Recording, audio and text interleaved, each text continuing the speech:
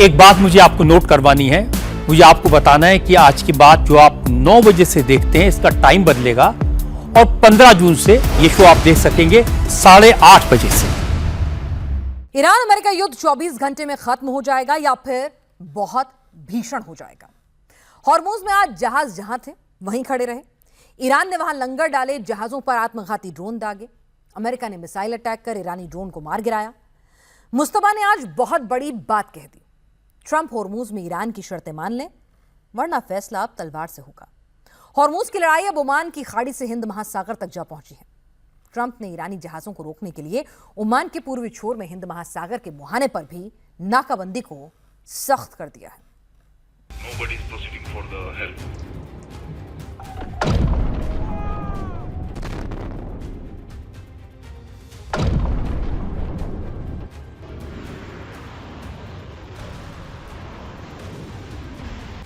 Hormuz में commercial जहाजों पर हमले कौन कर रहा है? हॉर्मुज में तेल जहाजों पर मिसाइलें कौन मार रहा है?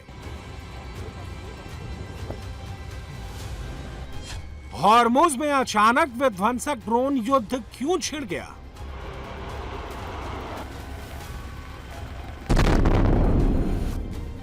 तेहरान में जैसे ही ऐलान हुआ युद्ध ईरान ने जीत लिया है, अमेरिका को युद्ध में हरा दिया है, उसके 4 घंटे बाद ही हॉर्मुज में महायुद्ध छिड़ गया।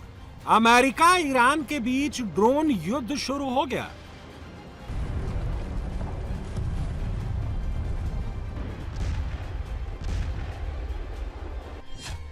अब सवाल उठता है, ये ड्रोन किसने भेजे? ड्रोन के निशाने पर किस देश के जहाज थे? सेंटकॉम का आरोप है कि हॉर्मुज में आत्मघाती ड्रोन ईरान ने भेजे थे। उनके निशाने पर वो कमर्शियल जहाज थे जो ओमान के कमांड पोस्ट से कोऑर्डिनेट कर हॉर्मुज को पार कर रहे थे।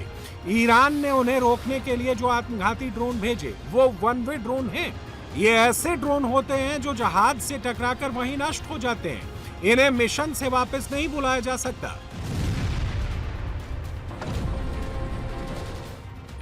हॉर्मुज के ड्रोन युद्ध में अमेरिका ने कौन सी मिसाइलें चलाई, कैसे ईरानी ड्रोन मार गिराए, ये सब बताएंगे। पहले ये समझ लीजिए कि हॉर्मुज में ताजा हालात क्या वैसे ही हैं जैसे ट्रंप बता रहे हैं।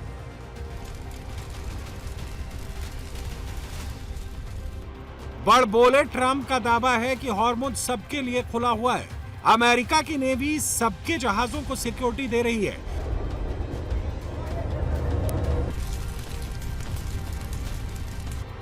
यूएन की समुद्री एजेंसी का दावा है कि हॉर्मुज में अब तक 46 कमर्शियल जहाजों पर हमले हो चुके हैं। ड्रोन और मिसाइल हमलों में अलग अलग देशों के 14 सेलर की मौत हो चुकी है। 8 जून से 11 जून के बीच भारत के 3 जहाजों पर हमले हुए। 3 भारतीय नाविकों की मौत हो गई। 11 जून को भारत के जहाज जलवीर पर ओमान के कोस्ट के पास हमला हुआ। 10 जून को भारत के जहाज एमटी सत्ते बोलो पर हमला हुआ। 8 जून को ओमान कोस्ट में ही भारत के जहाज एमटी मैरी वेक्स पर हमला किया गया। भारत के कड़े विरोध के बाद ट्रंप ने सफाई दी। हॉर्मुज में भारतीय जहाजों पर हमले स्वीकार्य नहीं है। ट्रंप ने आरोप लगाया कि इन हमलों के पीछे ईरान है जो अमेरिका को बदनाम करना चाहता है।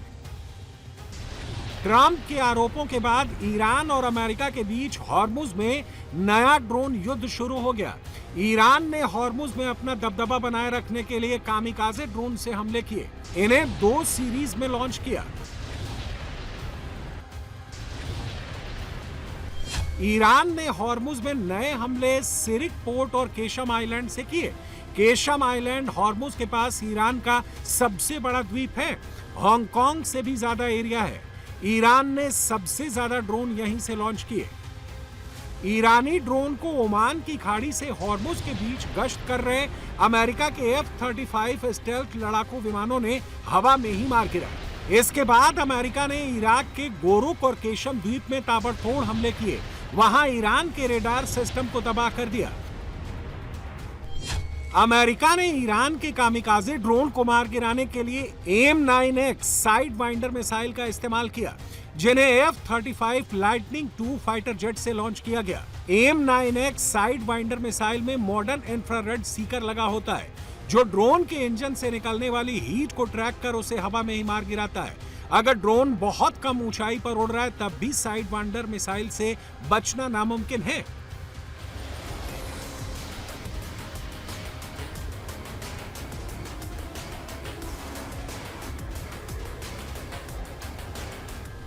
हॉर्मुज में ईरानी ड्रोन को मार गिराने के लिए अमेरिका ने AIM-120 एमरम मिसाइल का भी इस्तेमाल किया।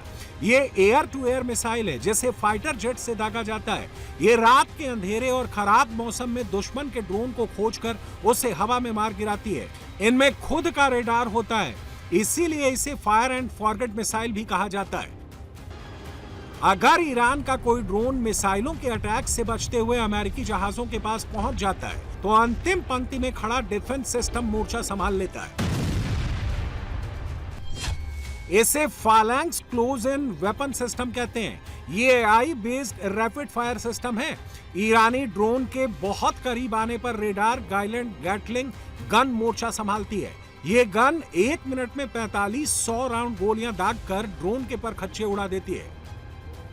अब सवाल उठता है कि हॉर्मुज में ड्रोन युद्ध के बाद क्या सूरत हाल है? क्या कॉमर्शियल जहाज हॉर्मुज को पार कर पा रहे हैं? क्या ईरान उन्हें रोकने की कोशिश कर रहा है? 24 घंटे में हॉर्मुज से एक भी जहाज नहीं निकला है। कुछ जहाज ट्रांसपोंडर बंद कर अंधेरे में आगे बढ़ रहे हैं। ईरान ने अमेरिका को बता दिया है कि हॉर्मुज उसकी रेड लाइन है। ईरान हॉर्मुज पर अमेरिका की कोई शर्त नहीं मानेगा। डील में हॉर्मुज खोलने को लेकर बात चल रही है। ये बात क्या है जो बार बार बनते बनते बिगड़ जाती है? ट्रंप का दावा है कि हॉर्मुज पर ईरान का कंट्रोल नहीं होगा। किसी भी जहाज से ईरान और ओमान ट्रांजिट फीस नहीं ले पाएंगे। मुस्तफा का जवाब है कि ईरान ट्रांजिट फीस नहीं वसूलेगा, मगर सर्विस टैक्स जरूर लेगा। हॉर्मुज पर कंट्रोल नहीं छोड़ेगा। हमने इस रीजन के अन्य देशों और उन देशों के साथ भी परामर्श शुरू कर दिया है जिनके लिए हॉर्मुज स्ट्रेट महत्वपूर्ण जलमार्ग है। उदाहरण के लिए ये जलमार्ग चीन के लिए बहुत महत्वपूर्ण है। हमने अंतर्राष्ट्रीय कानून के परिप्रेक्ष्य से भी व्यापक समीक्षा की है।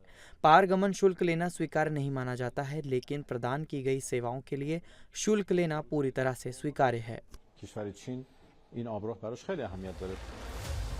अब सवाल उठता है कि ईरान कहां पर जहाजों से पैसे वसूल रहा है, जिसे रोकना ट्रंप के बूते की बात नहीं है। हॉर्मुज के पास केशन द्वीप और लारक द्वीप के बीच का जो समंदर है, ईरान ने उसे चेक पॉइंट में बदल दिया है। यहां से जहाजों को सुरक्षित निकालने के लिए IRGC की पर्ची लेनी पड़ती है। इस पर्ची को लेने में 2 से सवा 2 लाख तक रकम खर्च करनी पड़ती है। अमेरिकी सैंक्शन से बचने के लिए यह रकम क्रिप्टो करेंसी या चीनी युआन में चुकानी पड़ती है। जो चुका देता है वो हॉर्मुज से निकल जाता है, जो नहीं चुकाता वो हफ्तों वहीं समंदर के बीच फंसा रहता है। ईरान उन पर कंट्रोल और स्पीड अटैक बोट से हमला करता है। कई जहाजों को ईरान जब्त भी कर चुका है। इनमें MNC फ्रांसेस्का और ईपा मिनोड्स भी शामिल हैं। हॉर्मुज में अभी भारत के झंडे वाले 13 जहाज फंसे हुए हैं, जिनमें 562 भारतीय नाविक हैं। विदेशी झंडे वाले जो जहाज फंसे हैं उनमें करीब 18,000 भारतीय नाविक सवार हैं। ईरान का दावा है कि अब हॉर्मुज कभी पुरानी स्थिति में नहीं लौटेगा। मतलब अब कभी भी हॉर्मुज में फीस दिए बगैर दुनिया का कोई जहाज तेल लेकर नहीं निकल पाएगा।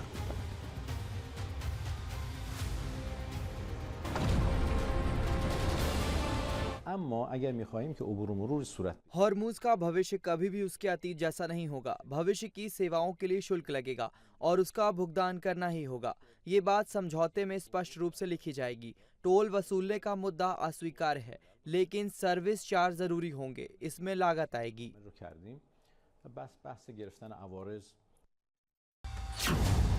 हॉर्मुज पर मुस्तफा की जिद, ट्रंप के पास क्या जवाब? क्या युद्ध से निकलने के लिए ट्रंप हॉर्मुज में सरेंडर कर देंगे? हमारी तलवार हमेशा हॉर्मुज स्ट्रेट पर लटकी रहेगी। ये बात तो ईरान के विदेश मंत्री अब्बास अराक्ची ने कही, मगर ये लाइन सुप्रीम लीडर मुस्तफा की है।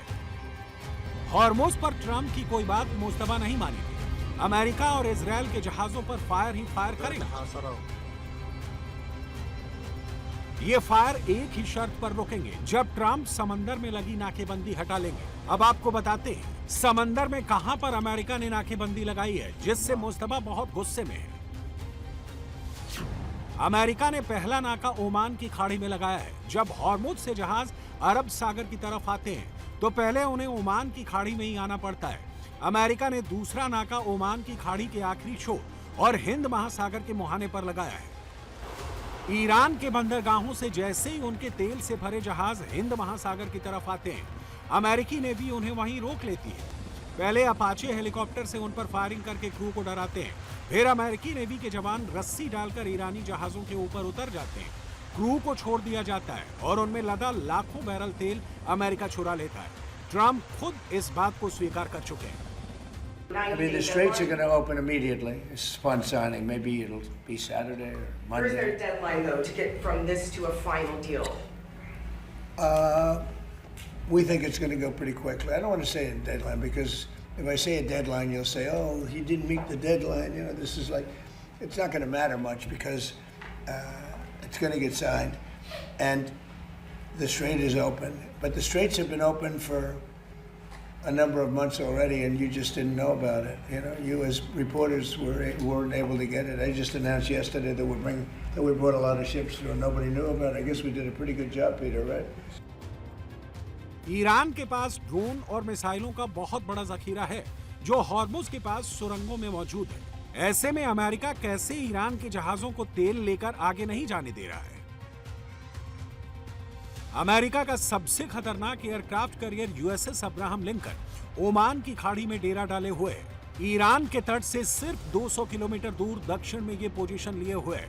यूएसएस अब्राहम लिंकन को बैकअप देने के लिए अरब सागर और उत्तरी लाल सागर में अमेरिकी युद्धपोत मौजूद है। इन्हीं की मदद से अमेरिका ओमान की खाड़ी से हिंद महासागर के मुहाने तक और लाल सागर तक दबदबा बनाए हुए है।